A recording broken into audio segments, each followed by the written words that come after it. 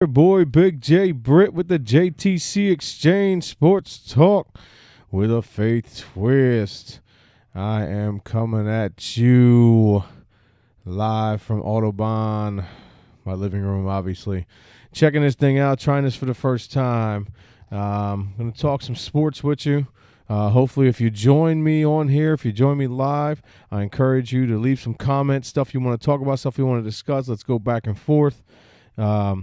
First thing I really want to discuss is the D'Angelo Russell and Nick Young video or whatever it was supposed to be. I guess what it is I'm reading off Yahoo.com, Yahoo Sports. Nick Young, Nick Young, apparently with D'Angelo Russell recording on his phone, made a video bragging about a whole bunch of girls that he's had relationships with outside of his fiance that he has right now, and and now I guess it got leaked somehow, and it just got posted on a celebrity website. I don't see where it says here, but now he's sorry, and I get that you're sorry. He feels horrible. I would too. But it just goes to show you, and I just made a video earlier about this, saying that, you know, how important it is to not sit there and be bragging about all these women we have with. So D'Angelo Russell, for those of you who don't know, was a rookie this year and his he's a guard for the Lakers now. Records the video of Nick Young bragging about all these women he's been with. And now that it's come up, now he's sorry. And granted, we all make mistakes. He recorded the video, and he feels horrible that he recorded the video. But it just goes to show you, this is a smack in the face for all of us guys out here to sit here and act like it's cool to objectify all the women, to sit here and be like, oh, I want this chick, I want this chick, I want that chick, I want that chick. And then when it comes to light, you realize, especially when you're a superstar performer, basketball player, and now your fiance is going to find out. Now it's like, whoa, well, why can't we act like that all the time? Why has it got to take somebody to find out that we were doing this? Somebody to find out that, like, oh, snap, my fiance knows that I'm bragging about all these chicks that I want to be with. Now it's an issue. We need to get back to the point where, as a man, it's an issue from day one. It can't be an issue just because somebody found out. We got to get away from that. So let this be a lesson to all of our young men out here that all this social media, the recordings, everything you can post everywhere, anywhere, it's all good. It's great, grand, wonderful. You can keep in touch with people halfway around the world, but you can also ruin people's lives. And now, I mean, without reading too much into it, I just know a little bit about, like I said, about the video, but I don't know how much they are upset with each other, like how much the fiance isn't really feeling him now. I don't know if this destroyed their relationship or not, but I want to use it as a lesson for all the youngsters to don't put stuff out there.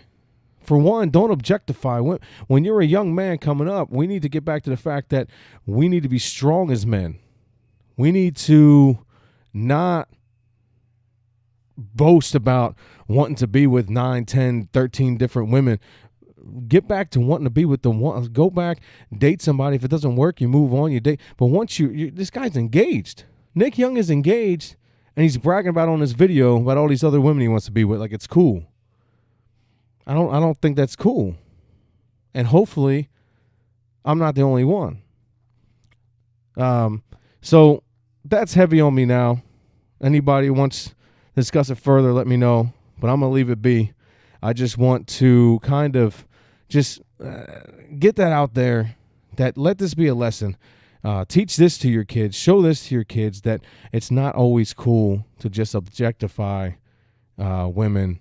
And it goes the same way. Women do it too. Social media, we're always out doing something, and everything goes. And when you post it, D'Angelo Russell doesn't even know how the video got to this website. It was on his phone. Now all of a sudden it's on the website. So how it got there, maybe he sent it, maybe he didn't. We can go back and forth with that all day.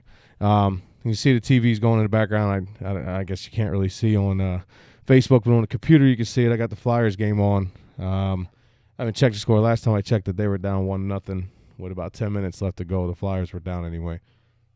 Excuse me. They're playing the Washington Capitals. Hopefully we got some Eagle fans watching. I see my brother Brad's on here. He's a Steeler fan, so you're gonna have to deal with it. I thank you guys for watching. I see Brad, Jeff, Lee. Thanks for joining in. Let your friends know anything you guys want to talk about. Let me know if you guys got any ideas. We can bounce them back and forth. We can talk about whatever. But we got the draft coming up in a little bit. We got opening day coming up. I think Monday for baseball. If you're a baseball fan, I'm a sports nut. I love opening day. I try to get down to the games opening day. That smell of the grass, and it's just amazing to be a part of. It's just brand new.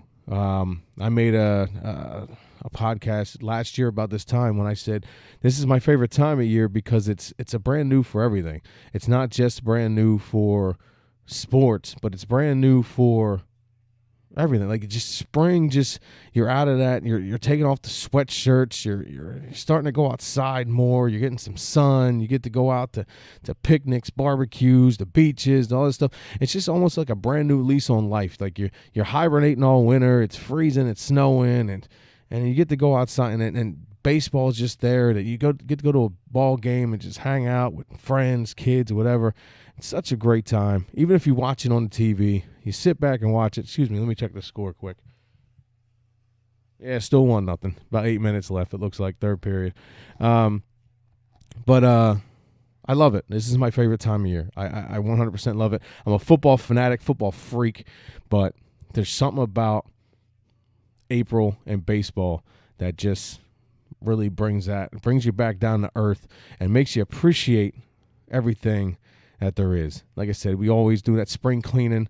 We clean up all around the house. We do all of our, we get rid of old clothes. We put away the winter clothes, and we get out all night.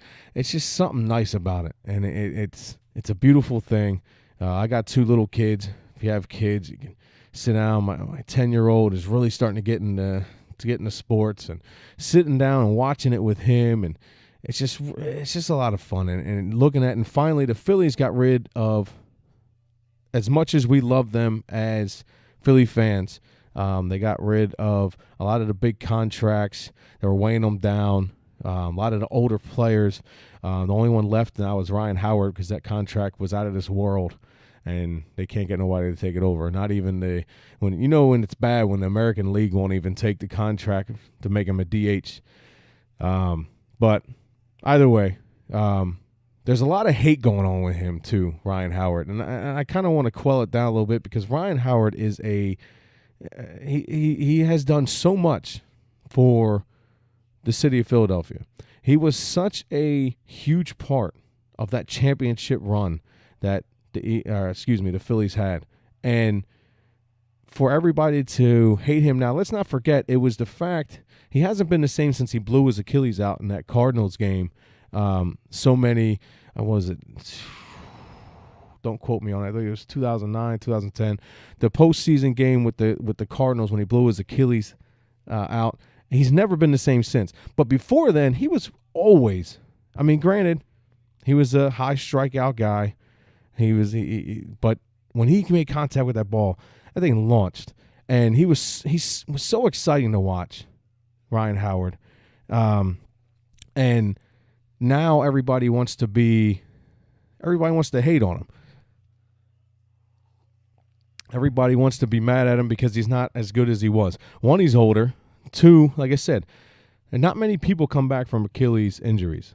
And we'll sit here and we'll say, well, it's just baseball. All you're doing is swinging a bat and all that. If you've ever really, really played baseball, and especially being a power hitter like Ryan Howard is, you put so much pressure on your feet. You step into the hit. You drive with your hips, and if something's wrong with your feet, your ankle area, your Achilles, whatever it may be, it hurt. You can't twist as much. Now you got to relearn that, and a lot of times you can't relearn stuff in baseball. It might not make sense to me or you or anybody else, but when you at a professional level, the elite level, when you lose something, you don't always get it back. We'll take it back to Bobby Abreu years ago. He was a slugger for he was right field, I believe. And when he went and took part in the home run derby, he changed his swing for the home run derby and never got it back. He never became a good contact hitter again. He never became a good just regular game hitter. He did good in the home run derby, but he never came back from that. So a lot of times when you lose something, especially when you're a power hitter like that, you don't get it back. As we know, J-Roll and Chase Utley are out there in L.A. doing their thing, and I wish nothing but the best for them. I hope they get a million pennants. They both deserve it. Love both of them. Can't wait to see them go into Canton. And I heard some scuttlebutt. I don't have it up on the screen now, so I'm not going to get too deep into it. But something about there's at least locally they're talking about J-Roll having enough stats to go to the Hall of Fame, and 100% he does. Again, I don't have the stats right in front of me, so I'm not really going to get into it. I mean, unless you want to, I can bring them up and we can break it all down. But something just happened. There you go. Flyers just scored, tied it up, 1-1. 5 minutes and 28 seconds left in the third. Here we go. I'm not sure who scored the goal yet. I'll tell you in a second. Stand by one.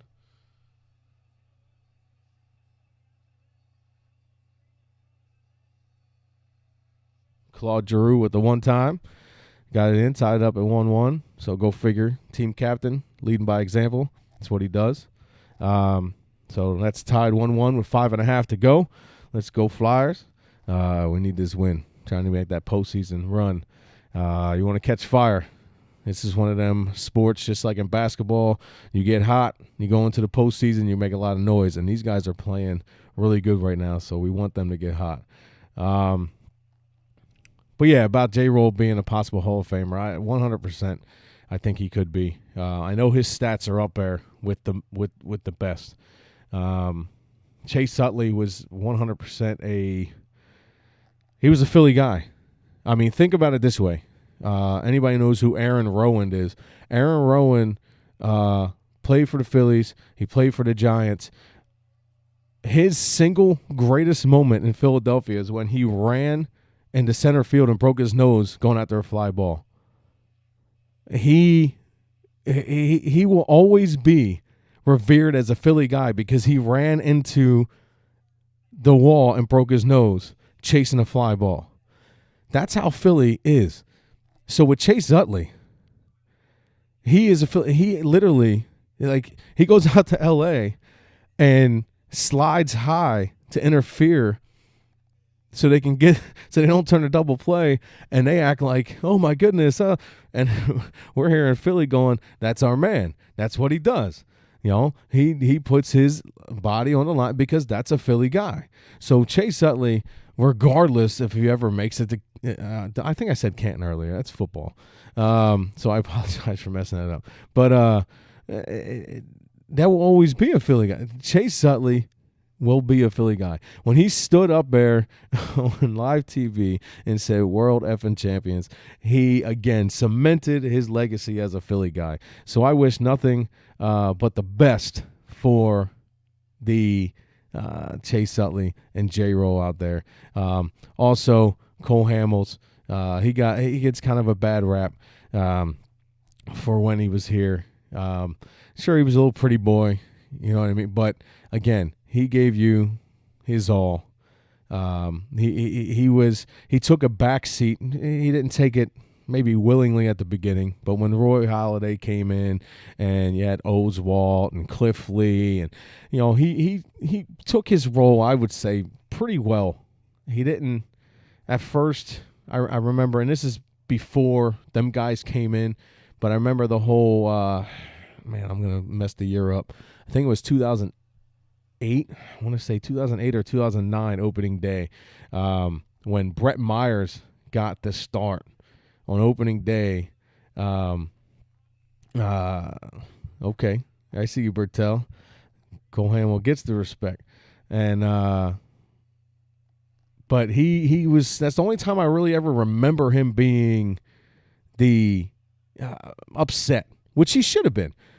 Brett Myers gets this opening day start over Cole Hamels, and I remember people being all upset with him and stuff like that. But the best thing I'll remember about that day, for those of you to remember Adam Eaton, I'm on the field with the military holding the flag, and when they announce Adam Eaton's name, the doggone ground shook with the boos that came. I actually felt bad. I booed him, not that day because I was on the field and I was, in uniform and trying not to let my fanhood come out, because I had Brett Myers and Ruiz warming up right behind me, and so I'm fanboying it up in my mind, but I can't turn around and say anything because I'm in uniform. I'm holding the flag, but I'm like looking behind me like it was. I was such a little fanboy in my mind, but I couldn't let it out. My little kid was raging to get out. But I'm one of the ones that sit on my couch and boo Adam Eaton. We all know why. He wasn't any good. We didn't like him. He wasn't good. But when that ground shook with the boos, I actually felt bad for him, because I'm like, wow. Like, I'm actually standing on there and you feel the hate coming from the stands and all that. Like, it was literally... I felt for him. Like, you could feel the hatred coming down and beating down on him, and he just took it, smiled and waved. I mean, of course he's getting paid, so why wouldn't you? But that changed it a little bit for me. But I still, and in Philly we wear our heart on our sleeve. That's what we do. He 100%. It was a beast. Good comment there, Jeff. But he. That's what we do in Philly. That's why I said you got your Aaron Rowans, your Chase Utleys. Them guys could literally do anything, and we would be okay with it. You could probably walk in. I'm not going to go there. I'm going to leave that alone. But, we'll make it something simpler. He could be robbing your house, and you'd probably be like, oh, it's Chase Utley, man. Take what you want. Go ahead, go. But if it was Adam Eaton, you'd beat him up and kick him out. Like, it's just how it is. When you don't like them, you don't like them. And that's what a lot of people don't understand about Philadelphia sports and how it works here and how it is to be a player here. I'm brain fart now. Scott Rowland, big example. Didn't understand what it was like to be here. Couldn't handle the fans, all upset all the time to the fans. But listen, when you don't play well, the fans are going to boo you. And then I hear people say, well, you're not part of the team. You're not part of – that's a bunch of nonsense, because when I purchased that ticket, when I purchased the gear, when I purchased the shirt, the hat, the whatever, I'm now financially invested in that team. Now, that's what separates, in my opinion, the passion between other fan bases and – say Philadelphia. You got your Green Bay fans, you got your Pittsburgh fans. There you go, Brad. I'm giving you a little love. These fan bases, even Oakland, fan bases like that are just, everybody no matter what, they're there. They're supporting. They're talking trash to the other people, and we understand that we are just as much as part of that team as the players are. Especially nowadays when free agency is in such an uproar. We've seen it last year.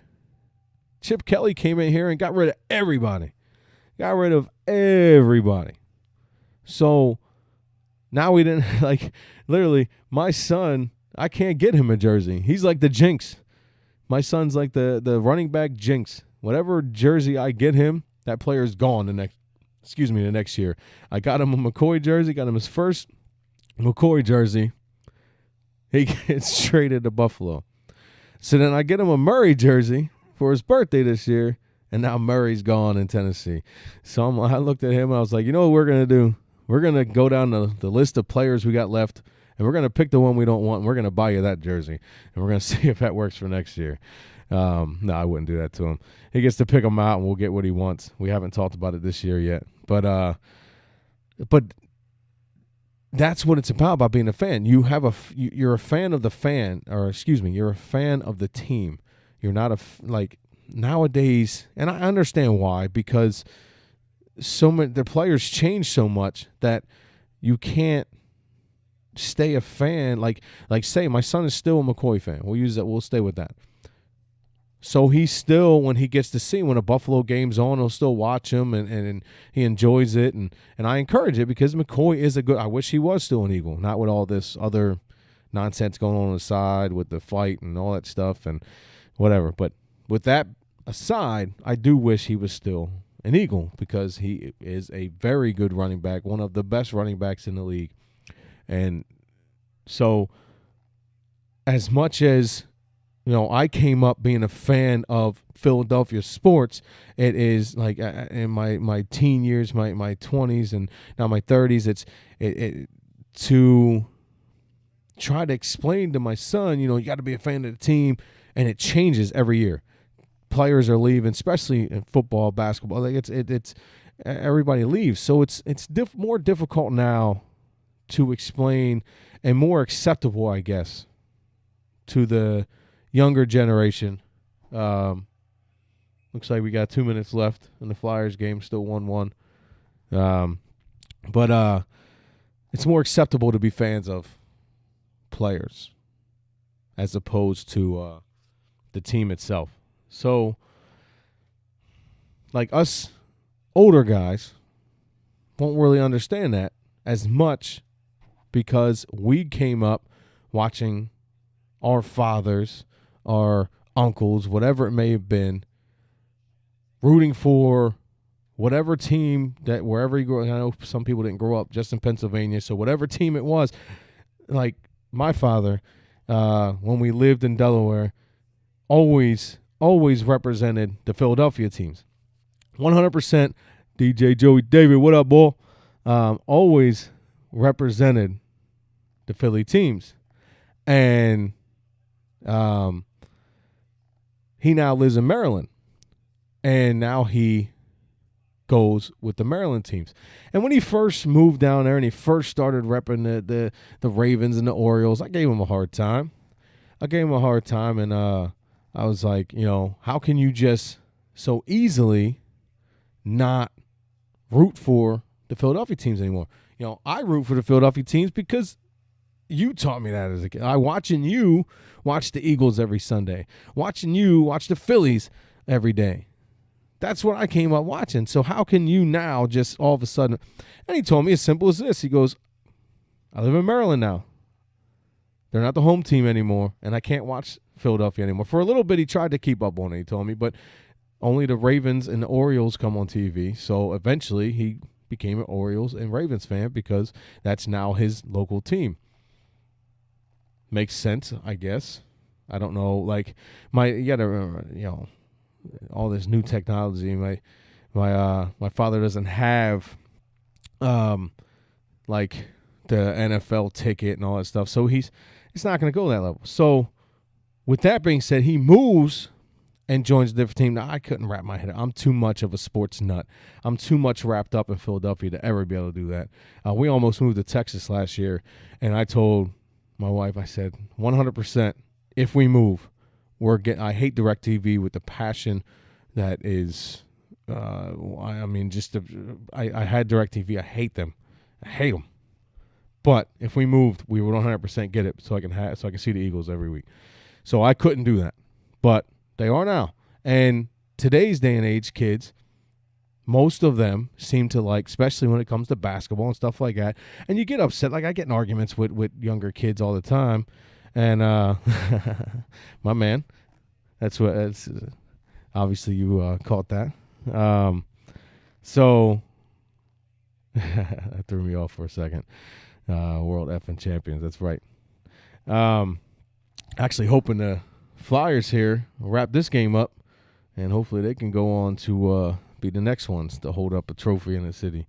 But yeah, so now they go after more players than the team, and it's like I get into comments and arguments about people. They're like, "Oh, well, I'm a LeBron," like all the LeBron fans and all the different fans of just people that they only necessarily like the one player, and I'm like,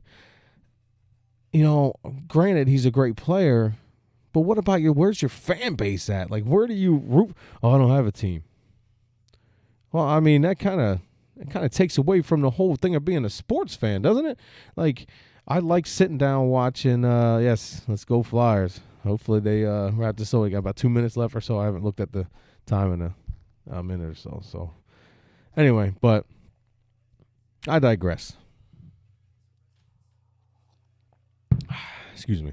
Back to we got the draft coming up here. Like I said, Chip Kelly comes in and gets rid of all the players. Now we're moving on to the draft coming up. Trying to build the next little bit. Howie Roseman, who we all don't like, I would say, but 100% has done an amazing job this offseason as far as putting together where are we at? Oh, they don't have the time up there yet. But 100% has done an amazing job. The only contract signing I'm not happy with, which I'm pretty sure I'm not alone, is the Chase Daniels contract. I'm not upset about the Chase Daniels signing. I couldn't care less. He's a backup. He's at least as good as Mark Sanchez, so I don't care about that. But my concern is this, what is it? The 3 years, $21 million, the 7 years, $7 million a year. Oh, they're in doggone. I'm way behind. They're in overtime already. I'm sitting there talking about 2 minutes left. So it's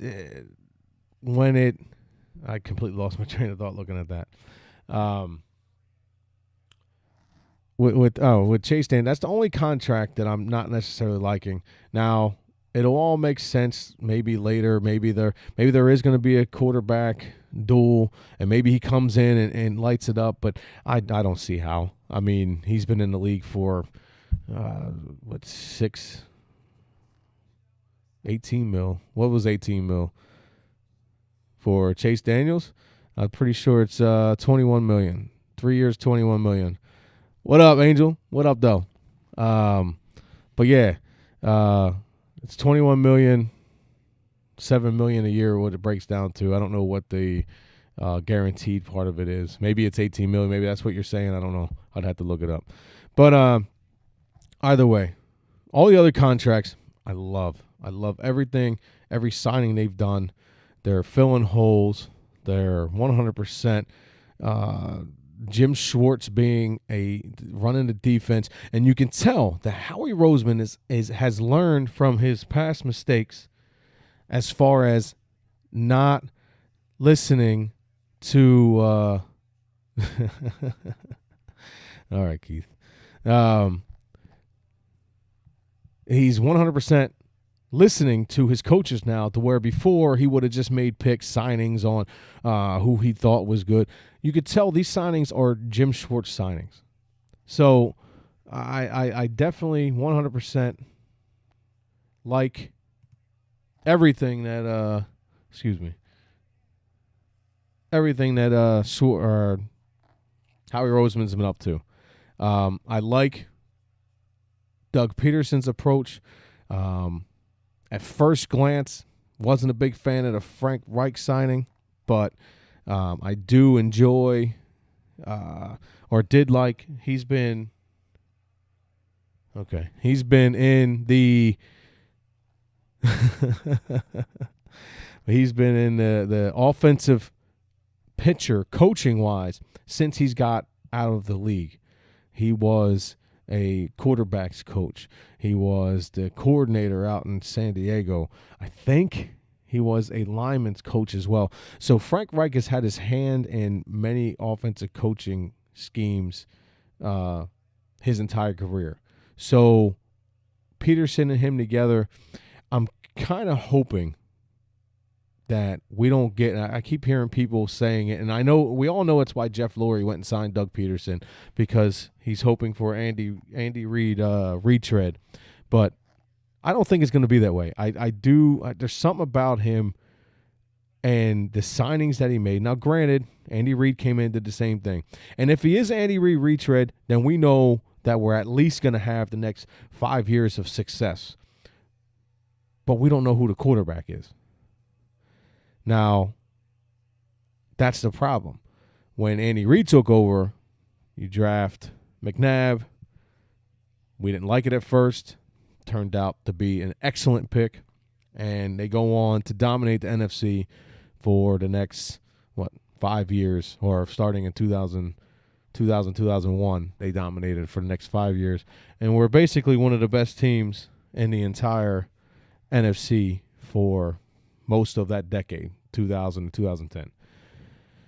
So if we get that kind of success, okay. But I'm looking at this, and I'm looking at, I don't know. Maybe I'm wrong. I think we're getting something better just because of the fact that, and maybe it's not Doug Peterson I'm talking about. Maybe it's something. There's something that's going on. Things are changing. But I could tell you this. If this doesn't work, if this falls flat on the face and Doug Peterson ends up just being another puppet, another somebody who just comes in for a little bit, the issue, we always look to Howie Roseman. Howie Roseman's the issue. It's Howie Roseman's fault. Howie Roseman's the one that's messing everything up. Howie Roseman. It's Jeff Lurie. Jeff Lurie needs to bring in somebody else who can help him. Yeah, that's what they need to bring in, Ray Rhodes. Didn't he go out and hire? Actually, he put together a pretty solid defense before he left. Let's not forget that. I mean, he had, maybe not solid. He had solid players. Dawkins was his. Trotter. So let's not. Ray Rhodes had a little bit of at least defensive mind talent there. Everything else was garbage. But anyway, again, I digress. This Flyers game, well, I can't stop looking. He lost the puck. So Jeff Lurie is the issue because he keeps making like Chip Kelly was the sexy pick. We all felt like, me personally. I'm gonna forget his name now. I feel like a turd right now, not remembering his name. The defensive coordinator that left Seattle that we were going to sign, he went to Jacksonville. Anyway, that's who I really want, because I'm a defensive guy. I always look at this. It's pretty funny. But you keep messing me up, Keith. You're doing a good job. I know that's what you're doing. And good job. Well played, sir. But yeah, so he these fans are making me turn around constantly. I keep thinking something's going on. Anyway, I completely defensive guy. I always tell people when I talk about the Eagles and going in the future, that's why I love the can't stop. Anyway, I love Philadelphia is known for the defense. For defense. So that's what I love. That's what I want to get back to. So when we get into talking about Jim Shorts, we go back to Jim Johnson with Andy Reid. Go back to when I was a kid. You had Buddy Ryan. The Eagles, if they were good, not good, they always had a defensive mentality. Regardless if you beat them 40-0 or if you beat them 35-30 or if they won, you left with a bloody lip every doggone time because that defense punched you in the mouth. So that's why with the Jim Short signing, I love it. I love it. And that's why I got to look his name up because it's bugging me that I can't remember his name. But the defensive mind. So when he was there and interviewing, everybody thought he was coming in, and then all of a sudden sanctions came in Oregon, and Chip Kelly became the sexy pick again, and he brings in Chip Kelly, which again, with the team as it was, Deshaun Jackson, Jeremy Maclin, LaShawn McCoy, Nick Foles / with some, if he can make it work, Michael Vick.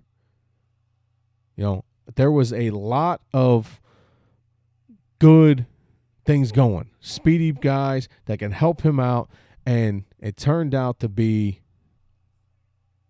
great. I mean, he goes into both years, but especially the first year, leads the league in offensive yardage and just breaking. Deshaun Jackson has the best year of his career.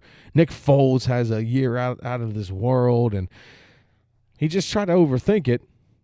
So the next year comes and they do 10-6 again, and then you get rid of everybody. Now Jeff Lurie's sitting there holding a thing like, what do I do now? So you got to fire him, right? So you do fire him. It was the right move. I don't think the right time. I don't think you should have fired him week 16 of the year, but you fire him, you move on because you don't believe in his system anymore. We too much in our lives hold on to things too much. And we especially get sick of our sports teams when they do it. But think about it in our lives. How many times have we held on to a job too long that we shouldn't have held on to? How many times have we held on to a relationship? How many times have we held on to even a friendship or anything to where it lasted too long? People were put into our lives for seasons, not for the whole life. Now, there are people put in there to walk the whole journey with you, but there are other people there for seasons. So this is where Jeff Lurie had to realize Chip Kelly was there for a season, or in this case, 3 seasons, and he let him go. Right move, but now Jeff Lurie, who isn't the football guy, doesn't know much about football, even after all these years of owning a team, doesn't know what to do. So he feeds the fan base a bunch of nonsense saying, well, I'm going to give we fired Chip Kelly so we can get an early jump, and we want to interview people, and they brought in a couple guys. They brought in Adam Gase, down under a minute. This isn't looking good for the Flyers because if it goes to a shootout, they are not good at the shootout. So let's hope we get some last-minute magic from the Flyers, pull this off, and win this game. But that's my biggest pet peeve. And I do this in life as well as sports. Don't lie to people. No matter how much the truth hurts, the truth is always better than feeding people lies. If you have an issue with somebody, just say it. Just tell them what's on your mind. Do it tastefully. I'm not saying go to them and be belligerent or be mean, or find a tasteful way to tell them how you feel. So much more will come of it than thank you. I've been working on it. But so when you turn around and you got people, in this case where Jeff Lurie tells the fan base, well, we're getting an early start. We're interviewing all these people. And they brought in Adam Gase and they interviewed Deuce Staley, which was the biggest. I mean, everybody saw that Rooney Rule thing go out the window. Like, oh, that's not good for the Flyers. It's going to a shootout.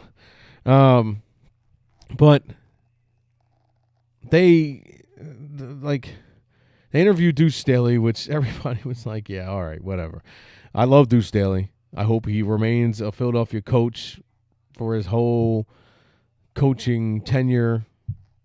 I think he's, again, being a Philly guy, I came up with him, and I love seeing him on the sidelines, especially, if you're going to coach the running backs, he's the guy to do it.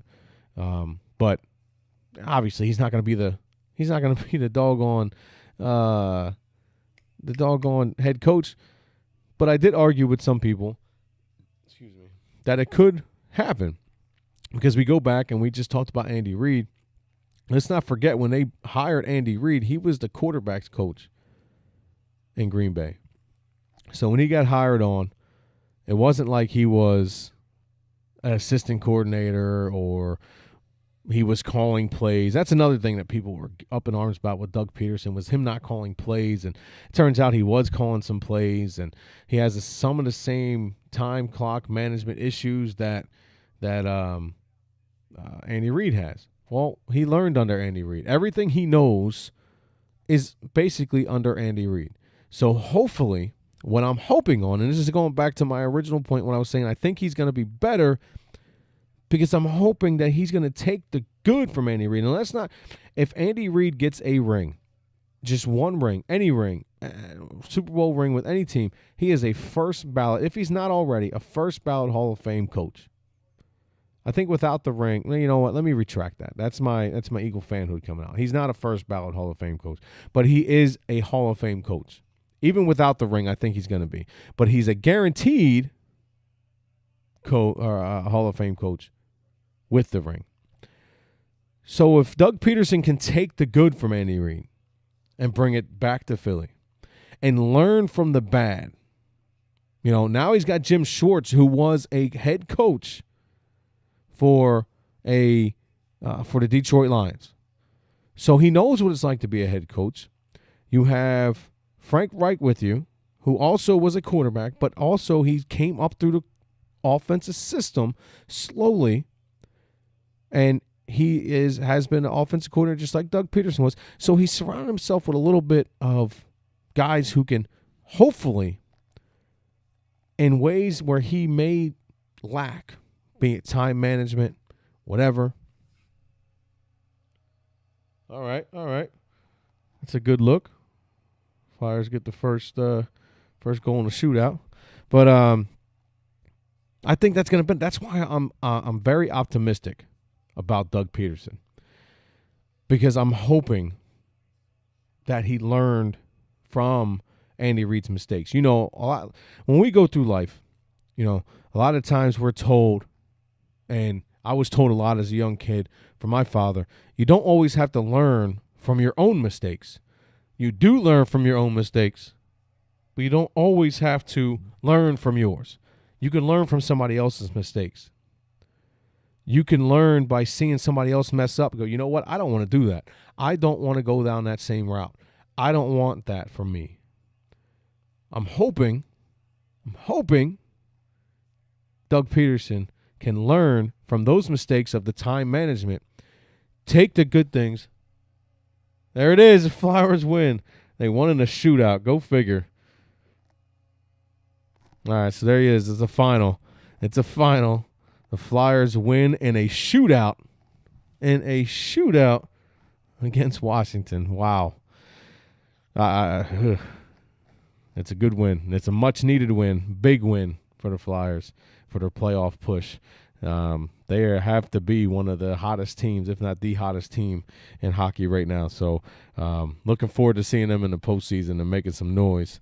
And like I said earlier, hopefully being the next team to bring a championship to Philadelphia, because I know we're all sick of waiting for the Eagles to do it. But that's why I'm optimistic about Doug Peterson, because I think he's going to learn from that. I think Jim Schwartz being on the staff is going to help him in those issues that he has, because he's been a coach, like I said. He didn't have much success, but he's still been a coach. That experience will go to help him. And again, you can pull the positive from people. You can learn from the negative from people. So I'm really hoping. And so far, now we don't know, because they're not talking too much about who's what and what's where, about who is pulling the strings, other than we know Howie Roseman is the one making the deals. We don't know who's necessarily pointing them out. If it's Roseman himself, if Doug Peterson and Roseman are doing it, we don't know. So we can only hope that it's going to keep going. But the biggest thing that there is right now is the draft that's coming up. The NFL draft is where Howie Roseman has dropped the ball over and over and over again. And I'm going to bring something up to any real Like if you're a big Eagles fan like me, this is going to hurt you, but it needs to be brought up because that's how we get over it. It's been years, but it's how we do it. The 4-letter word that is known as Earl Thomas still kills people to this day because of you got so many misses. In that draft alone, they trade up, and there's not a single person, Eagle fan, not Eagle fan, in the entire universe that did not think they were trading up to get Earl Thomas. And then they said Brandon Graham, and I swear to you that I'm pretty sure that there was a collective who across the entire country. Maybe not in Michigan, because they obviously knew who he was. But good. And then granted, he's coming around now. It took him a while. But Jason Pierre-Paul was in that draft. He went a couple picks later to the Giants. So we missed a couple of them there. We take Marcus Smith, which this year is supposed to be his breakout year. Yeah, whatever. I mean, I can go down the list. Watkins, the freaking 97-year-old firefighter that we had to take in the first round. I mean, they have dropped the ball on so many picks that you really, really, really are worried that this is just going to be another one of them years. So there's a lot of talent in this draft, as long as they don't go after quarterback. I mean, I'm not a big fan of any of these quarterbacks. I'm going to be honest with you. I mean, if you made me pick one right now, I mean, to be honest with you, I was talking about Paxton Lynch while the college football season was still going on. And obviously, since I've seen the combine and different things reading up on it, I've become less and less a fan of his and more of a fan of Carson Wentz. But it can't go without saying, I mean, Goff is good. And Wentz and Goff are like, they're right there. But in any other draft, you put these 3 quarterbacks in the same draft as, say, last year. Last year, these guys are second, third rounders easily. Any other year where there's other quarterbacks, these guys are third-round talent at best.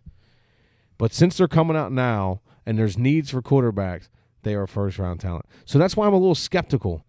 There's not one of these guys that I would draft and feel comfortable starting day one with. Not one of them. So I don't necessarily want to see the Eagles call any of their names. I'm really hoping that Wentz and Goff go early so that decision is made for them. Personally. Obviously, he's going to go number 1. My personal favorite is Tunsil. People are talking about them trading up and getting people. They don't have enough assets to trade up, for one thing.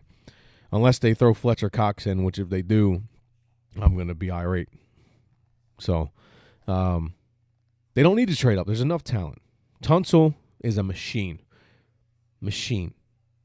But you got Ronnie Stanley, who is, I don't want to say he's definitely going to be there, because it depends on how he goes. But if he's there at 8, you take Ronnie Stanley. You now have your tackles for the next 10 years locked down. Done. Now, we all used to bash Andy Reid. Every draft, he would draft offensive linemen, defensive linemen, and we'd go, because it's not the sexy pick. You want the receiver. You want the running backs. You want the quarterbacks. Well, when you go lineman, it's not sexy. But at the beginning, Andy Reid had one of the best offensive lines in all of football. He put that together. He drafted some pieces, put them together, and he molded them guys and put them, like, he had one of the best. So, but then when Chip Kelly comes in and says, we're going to draft an offensive lineman in a couple years, we're all like, what are you doing? Now you realize how important the offensive line is. So now, that's why I'm saying you have to go offensive line. You have to 100%. Now, if Ronnie Stanley isn't there, I've kind of been on the bandwagon of trading back. I know that's a 4-letter word as well because they love to trade and all this stuff. But think about it.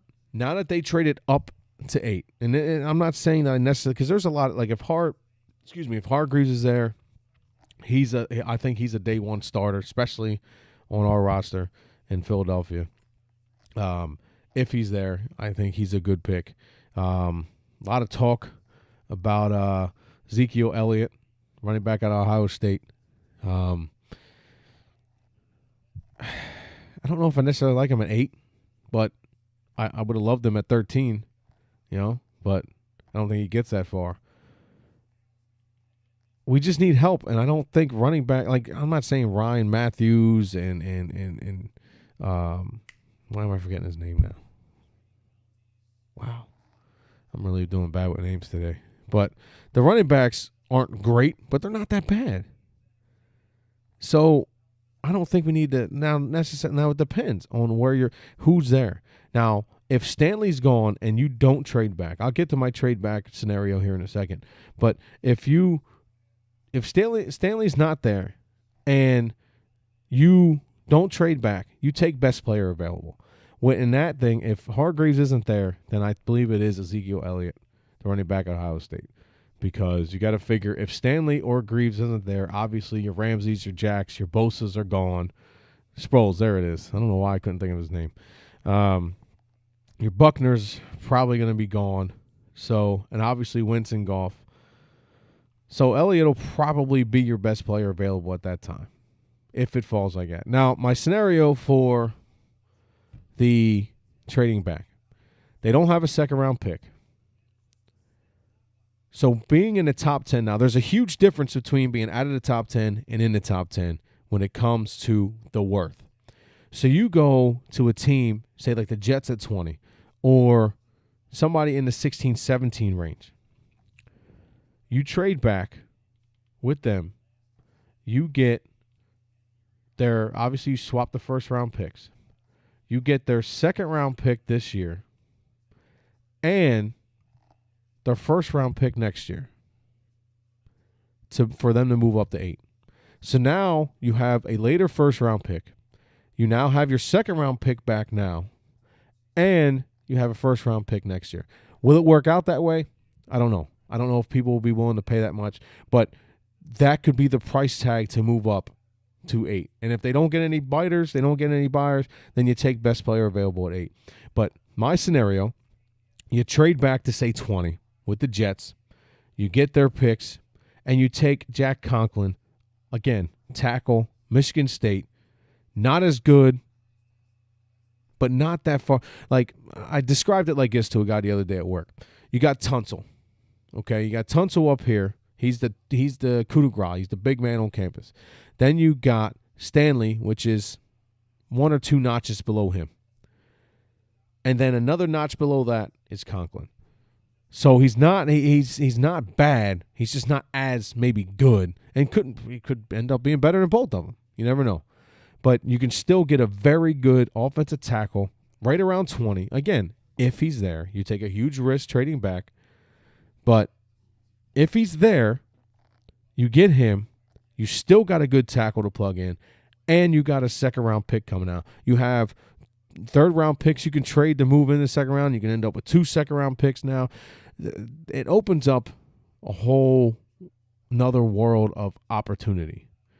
But if Stanley is there, 100%, my opinion, Stanley has to be the pick.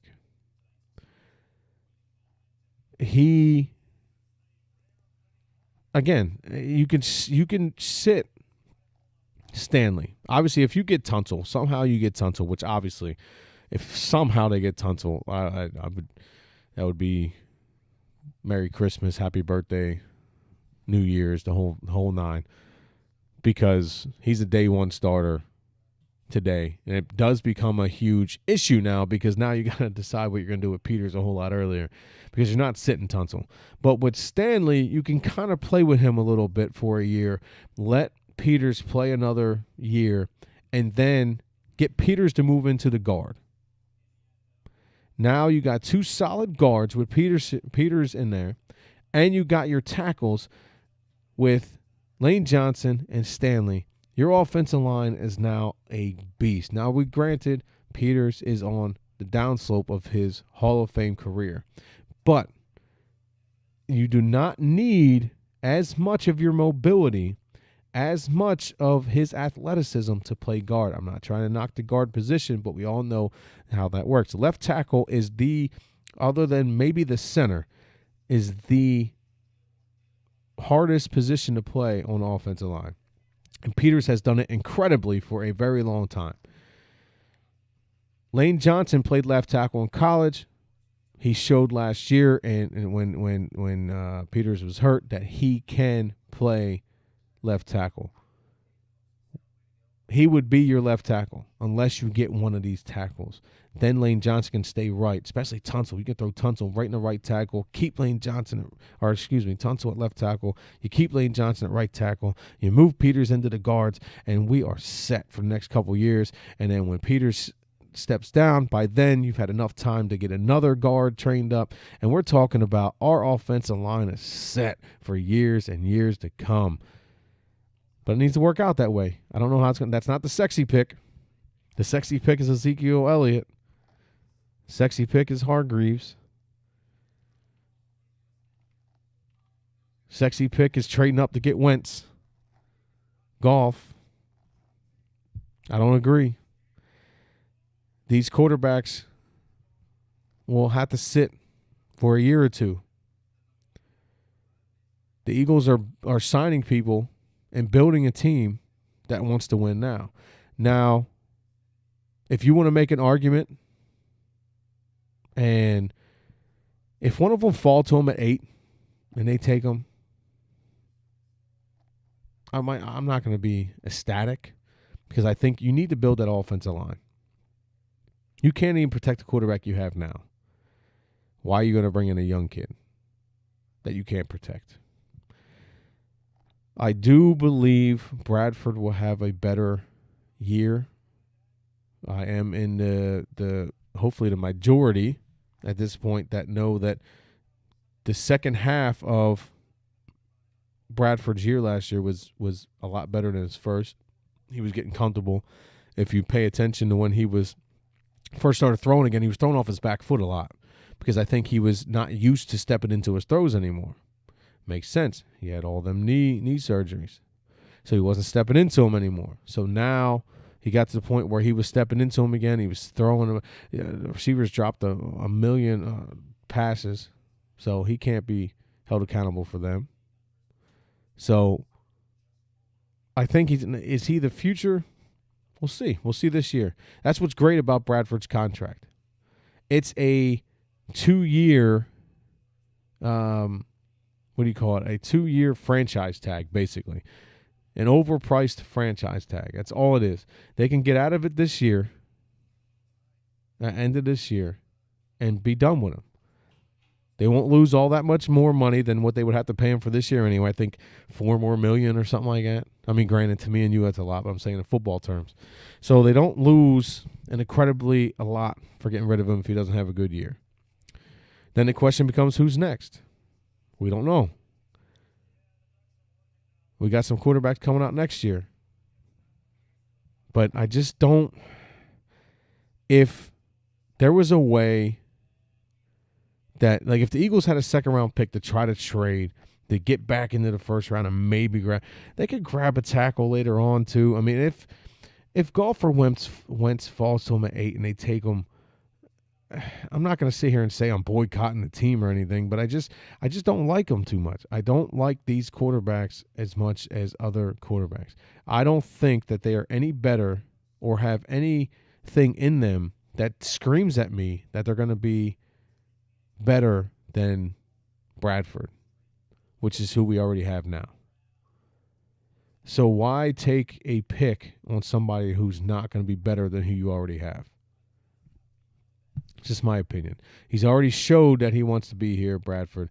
I'm not the biggest Bradford fan, but with the contract he's under, it's not killing you. It's not long term. You're not stuck with him. If he doesn't have a good year, you get rid of him. Then you start looking for other options. But if you beef up that offensive line, even if you have to have Chase Daniels be the quarterback for a little bit, at least you know the offensive line is going to block for him. And the offensive line, and now you got Ryan Matthews and Darren Sproles and Barner, while he's still here, running through some decent holes and actually getting through. And let's just say, okay, we draft a running back later on, or we sign a running back later on. What's the point if he has nowhere to run? We need to get this offensive line addressed. You address the offensive line, you get it knocked out, you get everybody signed in, and then you start working back. You have a quarterback, maybe not what everybody wants, but you have a quarterback. You have running backs. Again, maybe not the greatest running backs in the world, but you have them.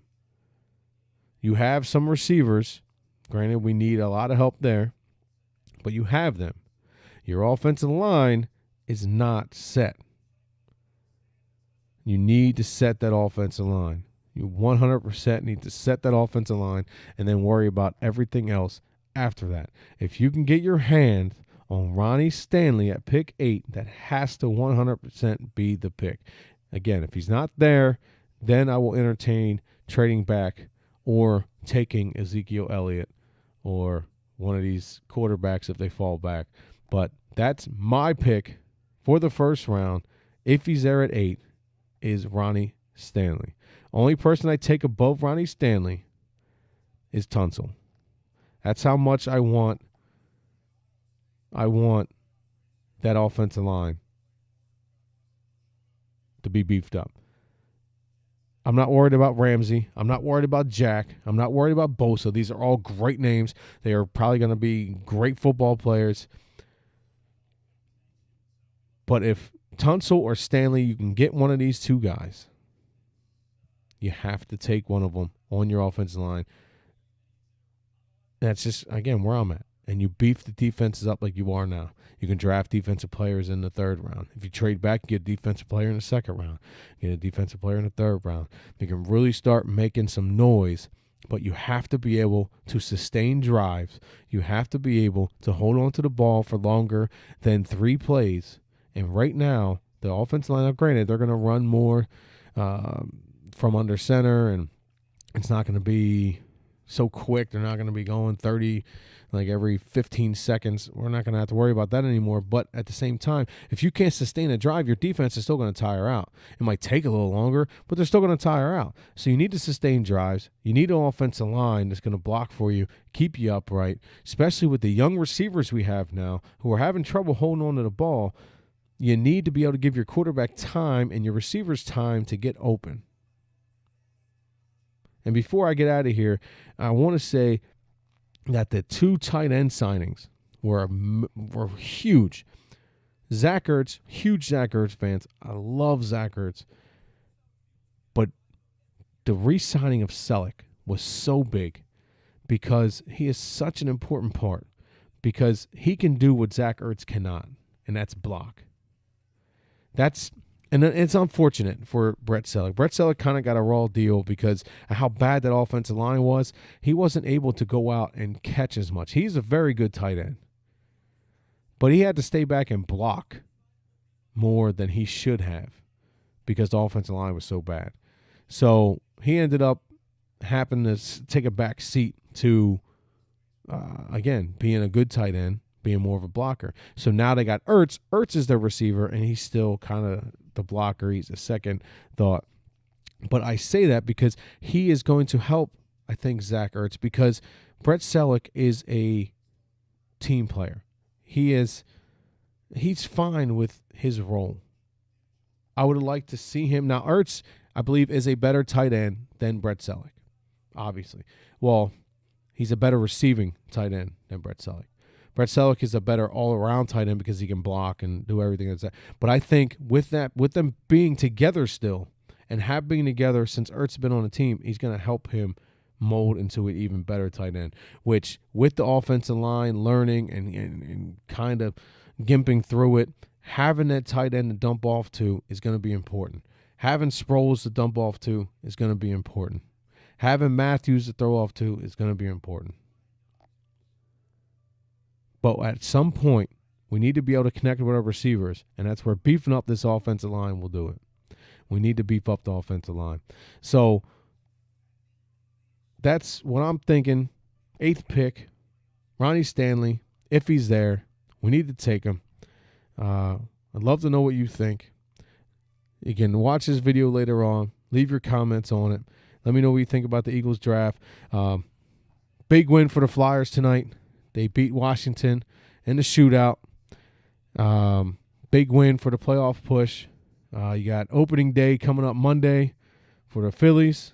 You got the Sixers obviously tanking, doing horrible. So we need to hope that they get ping pong balls. I guess there's stories going around now. I guess Shaquille O'Neal said something along the lines of he don't think the NBA would allow the Sixers to get the first overall pick, which there's a whole bunch of conspiracy theories about the NBA draft lottery, and we will never know because they do it behind a closed door, so I'm not even going to get into that. There's 3 big names out there. I'll get into that next time with you. But it's Simmons, Ingram, and Hield. Those are the 3 big names that are going to come up for the top 3 picks. If they can get one of those 3 players, I think we'll be very happy as a Sixers fan base. So yeah, we're looking in the right direction. We got the Phillies pushing towards the playoffs. We got the Flyers pushing towards the playoffs. The Phillies are headed in the right direction with their young talent that they're bringing up. They have a game tomorrow. Unfortunately, I can't get to it. If you can, I think it'd be a great opportunity in Reading. They play against the top 20 prospects that they have, no matter which, if they're on AA, single A, triple A. Top 20 prospects play against the main roster of the Phillies tomorrow in Reading. I think that's going to be a great opportunity to see some of our young talent that's coming up. Not to mention that's playing on the team this year, but coming up behind them yet. It's a good opportunity, so try to check that out if you can. And let's just be here for our fan base. Go Villanova. There's a lot of back and forth because they're in the main line. They're not really from Philadelphia, but it's a local team, man. Put your school pride aside and root for the local team to win. We just bring each other up. That's what we need more in life, no matter where you're from. I keep trying to leave, but I keep coming up with new things to talk about. But think about it, like, how much are we going through that right now? You live somewhere, I live somewhere. We all live different places, but yet we find, like, so I don't like you because of it. I don't like you because you live in a city. I don't like you because you live in a country. I don't like you because you're white. I don't like you because you're black. I don't like you because of this. I don't like you because you believe in this, you believe in that. Why can't we just get together and like each other because we have a This is a rare opportunity. I don't want to say rare. It's not a rare. It's an opportunity to have a reason for us to come together. There's a local team that's in the Final Four for the first time in a very long time. They got that monkey off their back. They're in the Final Four. They're arguably the best team remaining. And I said this in another podcast I did earlier. Oklahoma-Villanova is the championship game in my eyes. Whoever wins that game will be the NCAA champions this year. They will go on to beat whoever wins the North Carolina-Syracuse game. But we need to be able to put aside our differences in life and come together. Too many times it's, well, you believe in this, I believe in that. You look like this, I look like that. We need to come together. We need to be there for each other. Last time I checked, and this is going back, we're breaking it down kid style. You cut my arm, I bleed red, you bleed red. That's a common ground to stand on. So we need to get back to trying to be there for each other, not always fighting each other. And this is a big I went to Temple. I went to St. Joe. St. Joe's is like, I believe half the campus is out of the Philly limits. So don't give me that nonsense. Let's root for the local team. Villanova Saturday. Let's root for them. Let's push them into the championship game and be able to lift up a Philadelphia area team. There you go for all you haters out there. Philadelphia area team that's going to do well and be able to rise up and raise a championship. And you know what's going to be funny? And I 100% hope they do this, just as a smack in the face for everybody who's giving them a hard time. I want the parade to be in the main line. I don't want the parade to be in Philadelphia because of how much grief they're getting about not being in Philadelphia. So that would be, I think, pretty funny. Villanova wins the championship, parade is in the main line, just to say, ha, you didn't want us to be a part of it. Now we're out here celebrating. And you watch how many Philadelphia people, how many Temple and St. Joe's will go to that parade. Guarantee they'll be there celebrating because it's all about coming together, finding a common ground to come together on, and this is a perfect opportunity. So we need to do that in our regular lives. We need to do that now, and that's why I use sports as a catalyst to talk to people because it brings us together. It 100% brings us together. It gives us some common ground. We can talk sports, football, basketball, baseball, whatever, and we can have that common ground, and then we can start talking about whatever else comes up. I feel more comfortable because now we already have a common ground. It's not you're black, I'm white, you're Catholic, I'm Christian, you don't believe, whatever it is. We have a common ground. We can understand each other. I'm from the city, you're from the country, whatever it is. So keep that in mind as you go on. Don't look at people and judge them. We got too many people editing videos, posting them online saying, this is this, cops are bad, whites are bad, blacks are bad, everybody's bad. Everybody's bad. How about we start a new trend and everybody's good? How about for 5 minutes we take a minute and try to figure out something good in somebody instead of everything being bad? Let's try that for a change. So we're going to start that now. Let's trend that now. Everybody's good. Let's find something good in people. So we're going to find something good in the Philadelphia sports. We got a lot to be excited about. The Flyers are going to make the playoffs. The Phillies are on the uprise. The Eagles have a new head honcho in charge, and they're bringing in all the right people. We got the draft coming.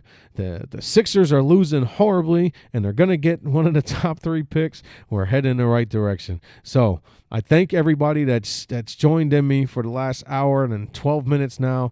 I thank you for any comments. I thank everybody for taking even 2 minutes, 3 minutes to spend with me. It really is appreciated. Thank you very much.